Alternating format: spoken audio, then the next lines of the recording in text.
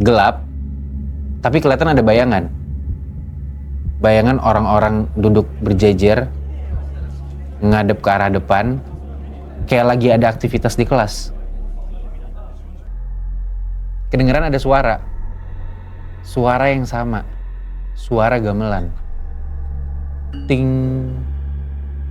tung,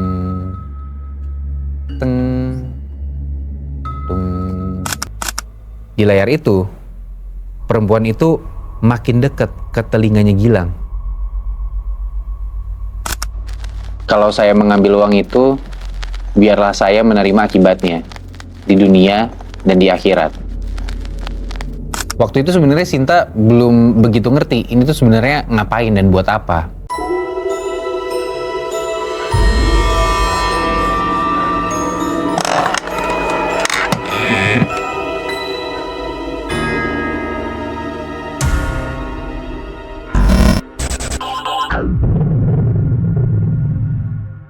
Hai, apa kabar? Ketemu lagi sama gue Syahabi, host untuk podcast Udah Tidur. Kita langsung mulai dari cerita pertama yang kita dapetin dari sebuah sekolah. Hampir semua orang pasti punya cerita-cerita serem di sekolah, ya kan? Dan gue yakin lo juga pasti punya atau at least pernah denger satu atau dua cerita serem soal sekolah lo. Nah kali ini kita dapat cerita dari Fajar, cerita saat dia SMP di tahun 2010-an. Sekolahnya sebenarnya nggak tua-tua banget, masih kelihatan normal. Cuma memang ada beberapa bagian di sekolahnya yang udah tua. Terutama gedung belakang yang jarang dipakai. Nah kelasnya Fajar ini ada di lantai 2, hampir ke ujung posisinya.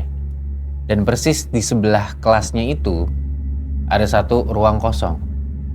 Katanya dulu pernah dipakai, tapi sekarang ditutup.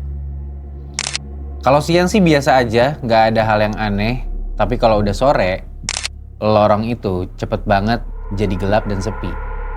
Beda suasana aja gitu. Suatu hari, Fajar harus di sekolah itu sampai malam, karena lagi persiapan lomba.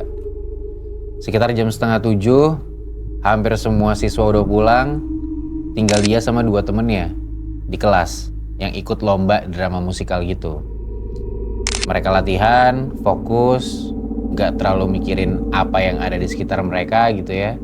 Sampai satu persatu temennya Fajar itu pamit pulang. Tinggal Fajar sendirian nih. Karena dia lagi latihan satu scene yang dia lupa-lupa terus. Latihan sendirilah dia. Fajar mikir, iya udahlah bentar lagi tuh selesai, nanggung kalau misalkan dia harus pulang dulu. Waktu itu, suasananya udah sunyi banget. Lampu lorong sebagian udah dimatiin. Cuma lampu kelasnya aja nih yang masih nyala. Sekitar jam 8 lewat, Fajar mulai beres-beres. Dia masukin barang-barang dia ke tas, dia siap-siap buat pulang. Tiba-tiba, dia dengar suara dari sebelah, dari ruang kosong itu. Suaranya kayak kursi digeser. Fajar langsung berhenti. Dia mikir, oh mungkin petugas kebersihan nih, bersih-bersih ruangan sebelah. Tapi beberapa detik kemudian, bunyi lagi tuh suara itu. Kayak ada suara kursi digeser dan kayak ada orang yang lagi duduk di kursi itu. Fajar berdiri, dia ngelihat ke arah pintu kelas. Dan dia ngelihat di situ lorong kosong, sepi. Pintu ruang sebelah itu juga kelihatan masih ketutup rapat. Tapi dari dalam jelas ada suara. Fajar mulai penasaran nih. Dia jalan pelan ke arah pintu ruang kosong itu dan dia berhenti tepat di depan pintunya. Dia diem, dia dengerin, dan dari dalam ada suara pelan yang agak-agak rame gitu. Kayak banyak ada orang lagi pada ngobrol gitu bareng-bareng. Kata-katanya gak jelas apa, tapi suasananya tuh kayak kelas. Kayak lagi belajar. Padahal di ruangan itu lampunya mati. Di dalam tuh gelap gulita. Dia tempelin telinganya ke pintu, dan suaranya makin jelas. Kayak ada suara guru tuh lagi ngomong di depan kelas. Terus ada suara-suara siswa yang ngejawab bareng-bareng kayak, "Baik Bu," gitu. Di situ Fajar langsung mundur, jantungnya mulai deg-degan, karena dia yakin banget ruangan itu harusnya kosong. Pas dia mau balik ke kelasnya, tiba-tiba dari dalam kedengeran ada satu suara. Lebih jelas dari sebelumnya, suara perempuan yang ngomong kayak gini. "Yang di luar, cepat masuk." Fajar langsung diem, kaku. Dia juga gak jawab apa-apa. Beberapa detik hening, terus tiba-tiba ada suara kayak bunyi kunci pintu kebuka. Dan ternyata benar, pintunya kebuka sedikit. Kebuka pelan, dan dari celah pintu itu kelihatan bagian dalam ruangannya ini. Gelap, tapi kelihatan ada bayangan. Bayangan orang-orang duduk berjejer, ngadep ke arah depan, kayak lagi ada aktivitas di kelas. Fajar nggak berani buat ngelihat lebih jelas di situ. Dia langsung mundur, tapi pas dia mundur satu langkah, semua suara di dalam ruangan itu langsung berhenti. Sunyi total. Terus kedengeran ada satu kalimat terakhir. Suaranya pelan, dan suaranya ngomong kayak gini. "Kamu terlambat ya?" Ngedenger suara kayak gitu, Fajar langsung lari. Dia gak nengok sama sekali sampai keluar gedung. Dan ketika besoknya dia cerita nih, ternyata sebelumnya udah ada banyak gosip berkeliaran tentang legenda kelas itu. Ada yang bilang kelas itu dipakai buat makhluk gaib. Ada yang bilang kelas itu tuh gak dipakai karena ada praktek tumbal kepala sekolah. Atau ada juga yang bilang kalau arus listrik di ruangan itu emang bermasalah, makanya gak dipakai. Tapi ada satu cerita yang paling nyata dan paling diingat sama Fajar. Yaitu cerita bahwa kelas itu dipakai di tahun 2007. Ada 14 orang siswa dan juga gurunya yang meninggal dunia karena kecelakaan saat perjalanan pulang dari study tour. Jadi kayak gak pernah pulang sampai ke sekolah. Dan kelas itu mulai ditutup sekitar 2 minggu setelah kejadian. Karena setelah kelas itu diisi sama siswa-siswa yang lain, banyak siswa dari kelas itu mutusin untuk pindah sekolah. Sejak hari itu, Fajar gak pernah lagi tuh, dan gak pernah berani lagi tuh tinggal sendirian di sekolah setelah maghrib. Karena dia sadar satu hal, malam itu dia bukan lagi dengar suara biasa, dia dengar kelas yang masih berlangsung. Dan sedikit lagi, dia hampir dipanggil buat ikut masuk ke dunia mereka.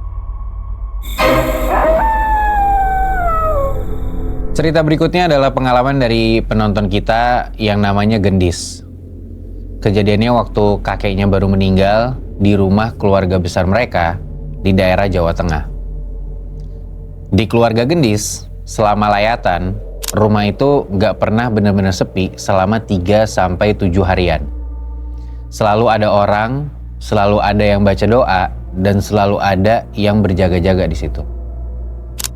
Soalnya keluarga Gendis ini termasuk keluarga yang masih kental sama budaya Jawa. Malam pertama setelah kakeknya Gendis meninggal, rumah tuh penuh banget. Ruang tengah dipakai untuk naruh jenazah di situ. Dan ruang tengah ini tuh bentuknya L, dan jenazah ini diletakin di salah satu sisi di ruang tengah itu. Orang-orang duduk ngelingkarin jenazah, baca doa pelan-pelan. Gendis sendiri sebenarnya nggak terlalu dekat sama kakeknya ini, tapi tetap dia ikut berjaga sampai malam. Sekitar jam 1, tamu ini mulai berkurang. Tinggal keluarga inti aja di dalam rumah itu. Dan suasana jadi lebih sunyi. Cuman ada suara orang ngaji pelan sama suara kipas angin. Nah, dari ruang tengah ini yang hurufnya L itu, di sisi satunya lagi itu kayak ada satu set gamelan tua punya almarhum kakeknya Gendis.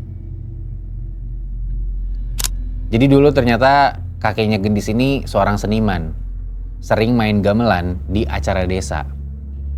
Tapi sejak sakit, gamelan itu udah lama banget gak disentuh sama kakeknya. Tiba-tiba, di malam itu ada suara. Suaranya dari gamelan di pojok ruang tengah itu. Ting. Suaranya gak terlalu kenceng, tapi semua orang dengar. Dan semua orang langsung berhenti baca doa di malam itu. Dan mereka saling lihat-lihatan. Gendis yang tadinya udah ngantuk banget, dia jadi nengok tuh ke arah gamelan. Awalnya, dia kira itu cuma suara benda jatuh aja. Tapi beberapa detik kemudian, ting, dong. Kali ini jelas, ada 2 kali bunyi suara gamelan. Kayak rasanya tuh ada yang mainin gamelan itu. Gendis langsung merinding. Selain posisi duduk mereka yang gak ada sama sekali yang deket sama gamelannya, bunyi gamelan itu juga emang selalu serem menurut Gendis. Dia ngerasa mistis banget gitu bunyinya. Nah, salah satu omnya Gendis tuh berdiri dan jalan ke arah gamelan. Ketika semua orang diam, gak ada yang berani ngomong, sunyi, lampu di atas gamelan dinyalain. Tapi ya, di bagian gamelan itu kosong, gak ada siapa-siapa. Pukulan gamelannya juga tertata rapi aja di tempatnya.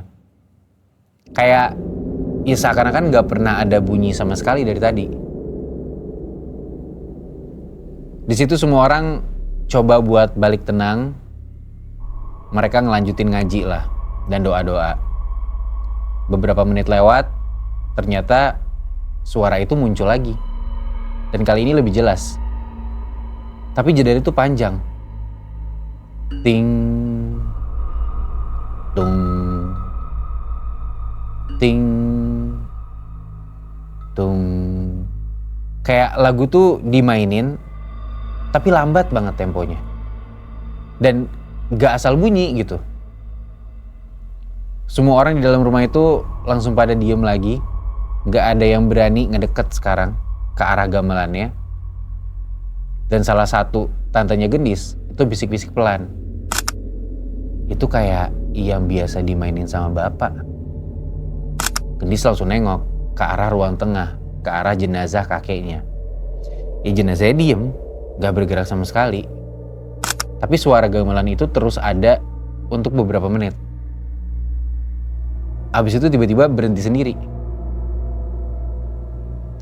Besoknya, setelah pemakaman selesai, Gendis akhirnya nanya lah ke ibunya. Bu, semalam tuh apa bu? Ibunya Gendis jawab, kalau orang Jawa bilang, yang baru meninggal itu gak langsung pergi. Mereka masih pulang ke tempat yang biasa mereka datengin. Masih ada di rumah sampai 7 hari. Ngedenger itu, Gendis langsung diam. Gak berani nanya lebih lanjut. Dan bunyi gamelan juga masih terngiang-ngiang di kepala dia. Malam berikutnya, Gendis gak ikutan jaga sama sekali. Karena ngerasa takut banget bakal muncul kejadian yang sama. Jadi dia gak ikutan ngaji, gak ikut kumpul sama keluarganya. Dan singkat cerita, datenglah sampai ke malam ke-7. Hari terakhir sebelum Gendis ini balik lagi ke rumahnya, itu di Bekasi. Kali ini, ayah Gendis sendiri nih yang minta Gendis buat ikutan jaga di malam terakhir. Untuk ngedoain kakeknya. Semua ikut ya malam ini nganter Mbah, kata ayahnya gitu.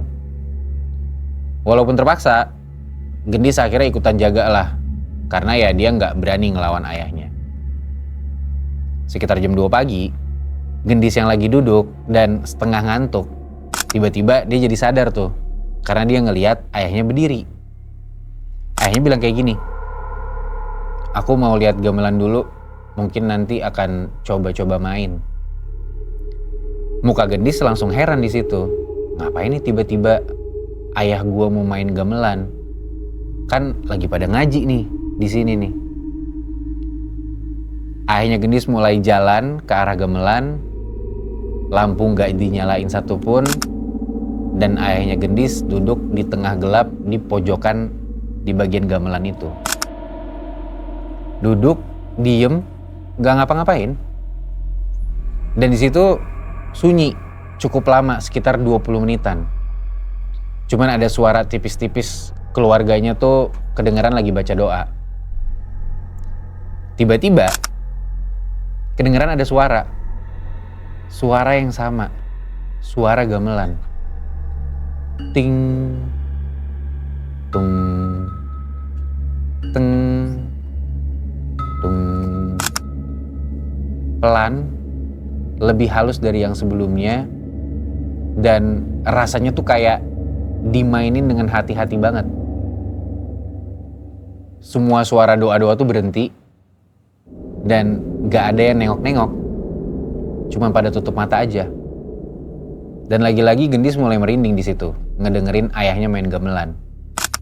Dia coba ngintip ke arah gamelan, tapi tiba-tiba dia ditepok-tepok sama ibunya.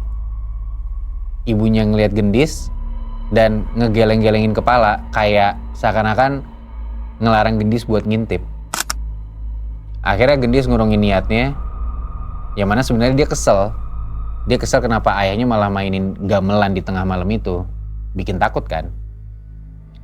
Karena penasaran, Gendis ini diem-diem nyoba ngintip, ngeliat ke arah ayahnya. Dan dia ngeliat ayahnya tuh duduk di depan gamelan di tengah gelap itu. Tapi ada yang aneh. Di tengah alunan gamelan itu, samar-samar, dia ngeliat ayahnya tuh nggak bergerak sama sekali. Posisi siku ayahnya juga nggak bergerak sama sekali. Nggak kelihatan kayak orang lagi mainin gamelan. Pukulan gamelannya juga masih tertata rapi aja gitu di atas meja kecil sebelahnya. Tapi gamelan itu tetap bunyi, kayak bunyi sendiri. Gendis jadi nunduk, bulu kuduk Gendis juga berdiri semua. Dia ketakutan banget di situ sebenarnya. Kurang lebih sekitar 15 menit lah, sampai akhirnya lagu itu berhenti sendiri. Tapi sejak hari itu, gamelan itu nggak pernah bunyi lagi. Dan sampai sekarang, ada satu hal yang bikin Gendis tuh nggak pernah bisa lupa.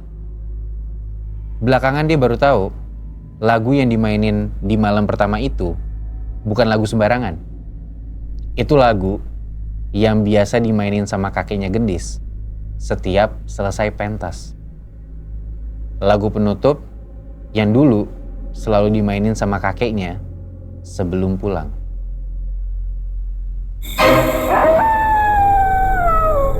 Cerita selanjutnya didapat dari DM AO Kreatif. Kita sebut aja yang ngirim ceritanya namanya Gilang ya. Gilang ini adalah freelance editor video yang sekitar tahun 2019 dia pernah dapat project dokumenter yang harus dikerjain di sebuah studio kecil. Tempatnya agak aneh, bukan gedung gede, cuman bangunan 2 lantai di belakang deretan ruko tua. Lantai bawah kosong, lantai atas baru kepake cuman 1 ruangan, yang mana ruangan ini adalah ruangan editing, sama satu lagi studio lama yang udah ditinggalin. Nah, Gilang kerja sendirian di situ. Karena kliennya tuh cuma sewa 1 tempat itu aja untuk sementara. Hari pertama Gilang kerja biasa aja, hari kedua aman-aman aja, dia datang kerja kayak biasa. Tapi masalah tuh baru mulai di malam ketiga. Gilang ini lembur sampai sekitar jam 1 lewat. Dan di luar itu udah sepi banget. Sedangkan di dalam itu cuman ada suara kipas CPU dan timeline yang harus dia kerjain nih, timeline editing yang masih berjalan. Sekitar jam 1.40-an listrik tiba-tiba turun. Cep.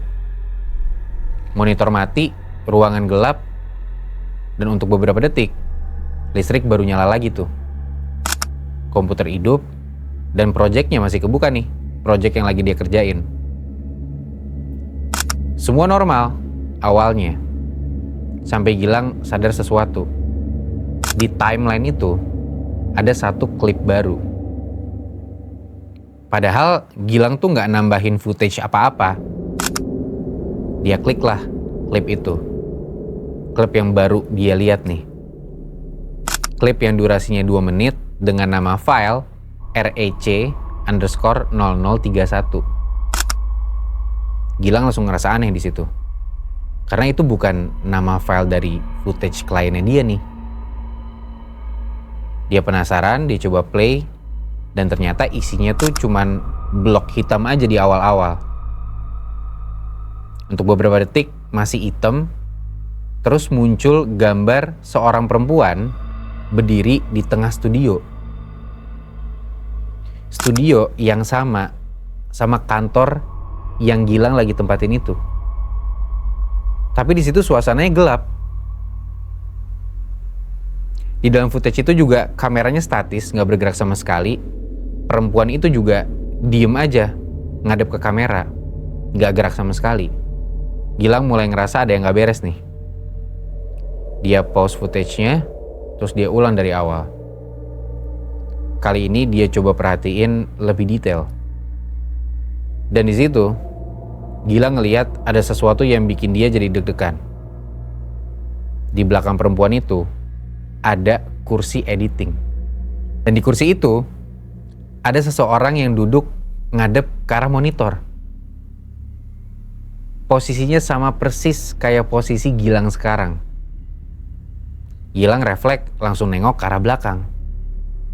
Tapi kosong, gak ada siapa-siapa, gak ada perempuan sama sekali. Dia balik lagi ke layar monitor komputernya, dan di video itu, orang yang duduk di kursi mulai gerak.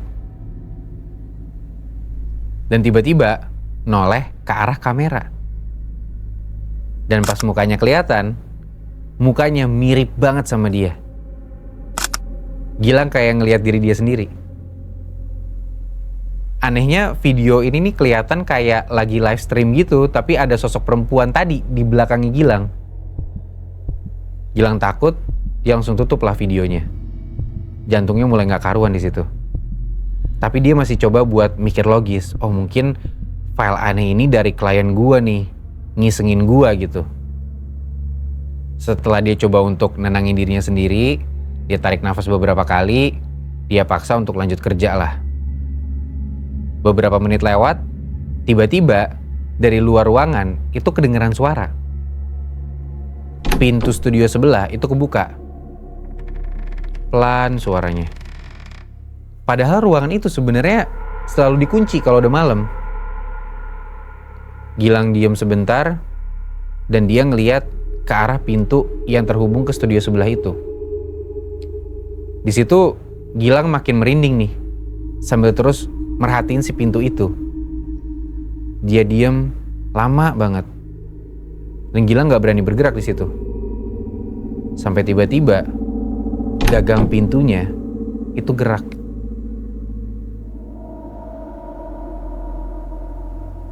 Terus tiba-tiba gagang pintunya kayak dilepas lagi. Kayak ada seseorang yang lagi megang gagang pintu terus dilepas gitu aja. Padahal pintunya tuh kekunci dari dalam. Di saat yang sama, komputer yang ada di depan Gilang itu nyala sendiri. Video aneh tadi itu kebuka lagi tanpa dia sentuh sama sekali. Dan Gilang ngelihat sosok perempuan itu masih ada di layar. Tapi sekarang bedanya, posisi si perempuan itu lebih dekat. Dan tiba-tiba muncul satu klip lagi di timeline editingnya dia ini. Video preview itu berubah jadi kayak CCTV sekarang. Nunjukin ruangan Gilang dari atas. Di layar itu kelihatan Gilang tuh duduk di kursinya dia. Dan tepat di belakang Gilang ada sosok perempuan itu. Berdiri, nunduk, yang wajahnya sosok perempuan ini hampir nempel ke kepalanya Gilang.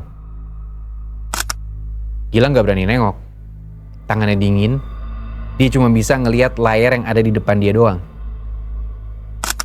Di layar itu, perempuan itu makin dekat ke telinganya Gilang. Dan di saat yang sama, Gilang ngedenger bisikan di telinga kiri dia. "Gantian ya," bisikannya kayak gitu. Tiba-tiba listrik langsung mati, jelep. Ruangan itu gelap total tiba-tiba.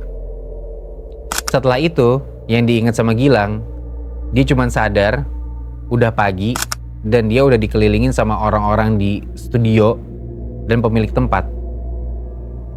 Gilang diceritain lah akhirnya sama si pemilik tempat ini. Jadi orang kantor tuh datang ke ruang editing, tapi katanya pintunya itu dikunci dari dalam. Dan Gilang itu nggak bisa dihubungin. Padahal kemarin yang izin nginep itu Gilang. Akhirnya mereka minta tolong pemilik tempat untuk buka pakai kunci cadangan.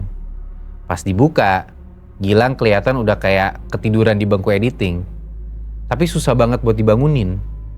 Mereka juga udah mikir nih, takutnya Gilang kenapa-napa. Setelah diceritain semuanya, Gilang mulai ngelap mukanya dan minum air putih di meja editing. Kepalanya pusing banget dan sambil nginget-inget apa yang sebenarnya terjadi tadi malam. Dan di layar aplikasi editingnya, lagi-lagi ada satu file baru. Durasinya 2 menit. Nama filenya REC_0032. Gilang mengakhiri ceritanya tuh di sini. Kita nggak tahu apa maksud perkataan perempuan tadi yang bilang gantian ya, dan apa isi video baru yang ditambahin di layar editing Gilang itu. Gak ada penjelasan sama sekali dari Gilang.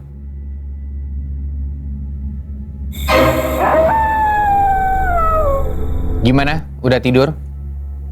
Kalau belum tidur, gue lanjutin cerita terakhir malam ini ya. Cerita terakhir malam ini berkaitan sama sebuah ritual di sebuah kampung, yang mana pengirimnya ini gak mau disebut namanya sama sekali. Dia cuma nyebut kalau kampungnya ini ada di wilayah Jawa Barat. Kita sebut aja yang ngirim cerita ini namanya Sinta ya. Jadi waktu Sinta masih SMP, bapaknya itu pernah dituduh nyuri uang kotak amal di masjid. Padahal bapaknya ini orang biasa, kerja serabutan dan gak neko-neko sama sekali. Bapaknya ini kena tuduh cuman karena bapaknya ini sering bantu-bantu di masjid. Orang-orang jadi gampang nuduh jadinya. Jumlah uangnya katanya lumayan gede. Dan makin lama, tekanan dari warga tuh makin parah. Bapaknya Sinta tuh bersikeras kalau dia tuh nggak ngelakuin itu. Tapi ya, mungkin lo tahu sendiri, suasana kampung tuh gimana. Kalau ada satu orang dicurigain, susah banget tuh bersihin rumornya. Sampai akhirnya diputuskan satu hal lah, yaitu ngelakuin sumpah pocong. Gue nggak tahu apakah ini memang tradisi di desa itu apa enggak, tapi intinya keputusan yang diambil itu. Malam itu adalah malam yang gak bakal Sinta lupa katanya. Halaman masjid penuh sama orang-orang, keadaan di situ lampu tuh seadanya, tapi suasana tegang banget. Sinta berdiri di sisi samping bareng sama ibunya. Dia ngeliat bapaknya itu dibaringin di tengah masjid, dibungkus kain kafan dan diikat, persis kayak orang yang meninggal. Dan muka bapaknya itu kelihatan pucat banget. Beberapa kali bapaknya merem, kayak nahan takut gitu. Nah, orang yang mimpin sumpah pocong ini berdiri di samping bapaknya. Terus bapaknya disuruh buat ngulang kalimat sumpah. Suara bapaknya pelan dan gemeter, ngomong kayak gini. Kalau saya mengambil uang itu, biarlah saya menerima akibatnya di dunia dan di akhirat. Waktu itu sebenarnya Sinta belum begitu ngerti ini tuh sebenarnya ngapain dan buat apa. Tapi dia ngerasa malam itu suasananya beda dari biasanya. Tegangnya tuh seakan-akan semua orang lagi nahan nafas sambil nyaksiin sumpah pocong bapaknya ini. Setelah itu, udah bapaknya dilepas. Mereka pulang, dan untuk beberapa hari kemudian, semuanya tuh kelihatan normal-normal aja. Orang-orang juga mulai diem, Dan rasanya kayak masalahnya tuh udah selesai gitu. Nggak terbukti juga nih kalau bapaknya tuh pencuri. Sampai akhirnya malam keempat, sekitar jam 2, Sinta tuh kebangun. Bukan karena suara keras, tapi karena ada suara pelan, suara kayak kain diseret di lantai. Awalnya dia kira ibunya tuh bangun. Tapi pas Sinta keluar kamar, Sinta ngeliat ke kamar ibunya masih tidur. Dan suaranya, sumbernya itu dari ruang tengah. Dia jalan ke ruang tengah, dan di situ Sinta kaget banget. Dia ngeliat hal yang sampai sekarang gak pernah hilang dari ingatannya. Sinta ngeliat ada pocong terbaring di lantai. Kayak mayat yang dibungkus kain putih full sampai semuka dan diikat. Sinta nggak bisa gerak di situ, nggak bisa teriak juga, dan mulai ngeliat pocong itu gerak. Kayak pocong ini tuh mau bangun, tapi nggak bisa bangun karena diikat. Jadi pocong ini cuma bisa menggeliat aja gitu di atas lantai. Dan dari dalam kain itu kedengeran ada suara pelan. Suara orang ngomong, tapi mulutnya kayak ketutup gitu.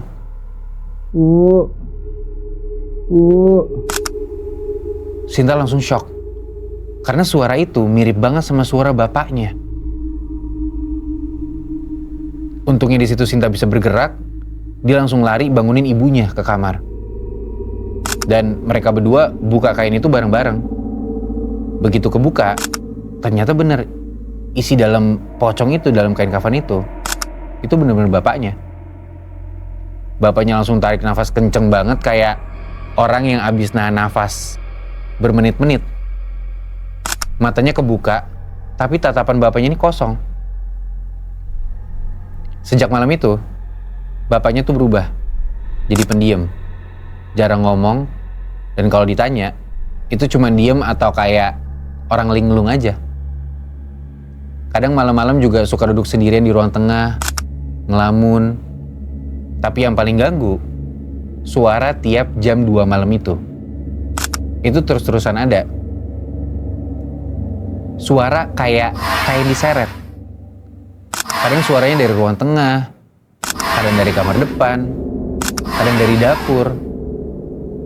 Nah, suatu malam, suara itu berhenti tepat di depan pintu kamarnya Sinta. Dan kerasa kayak lama banget suaranya. Terus dari luar, kedengeran ada suara. Buka. Dan itu suara bapaknya Sinta. Tapi pas Sinta buka pintu kamarnya, nggak ada siapa-siapa. Di lorong itu kosong aja. Dan Sinta ngeliat bapaknya itu lagi tidur di kamarnya. Beberapa minggu kemudian, bapaknya Sinta sakit, nggak jelas sakit apa. Dari pemeriksaan dokter bilang fisiknya tuh cuma drop aja. Tapi makin hari makin parah kondisinya. Tambah demam, menggigil, bibirnya pucat, batuk-batuk yang kadang batuk darah. Kayak sakitnya parah banget gitu. Sampai satu malam akhirnya bapaknya Sinta ngomong. Ngomongnya pelan banget. Dan itu bisik-bisik ke ibunya Sinta. Bapaknya bilang gini. Maafin aku ya Bu, kemarin aku yang ngambil. Dan situ ternyata semuanya semakin jelas. Bapaknya emang bohong waktu sumpah pocong. Dan mungkin itu yang mancing kejadian aneh di sekitar bapaknya ini. Beberapa hari setelah kejadian itu, bapaknya Sinta meninggal. Tapi katanya, gak berhenti di situ aja. Setelah bapaknya Sinta dimakamin, suara itu masih sering ada. Suara kayak kain diseret, kadang dari dalam rumah, kadang dari luar. Sampai satu malam, Sinta ngeliat sendiri. Di depan rumah dia, ada sosok berdiri, dibungkus kain putih, diem, nggak gerak, kayak lagi nunggu sesuatu. Sekarang Sinta udah dewasa, rumahnya juga udah nggak ditinggalin sama Sinta. Dan satu pesan terakhir dari Sinta buat elu yang nonton. Orang kira mungkin sumpah pocong cuma sekedar buat buktiin ke manusia. Tapi ingatlah selalu, kalau makhluk lain juga terlibat dalam ritual ini. Jadi, kalau bisa jangan sampai bohong.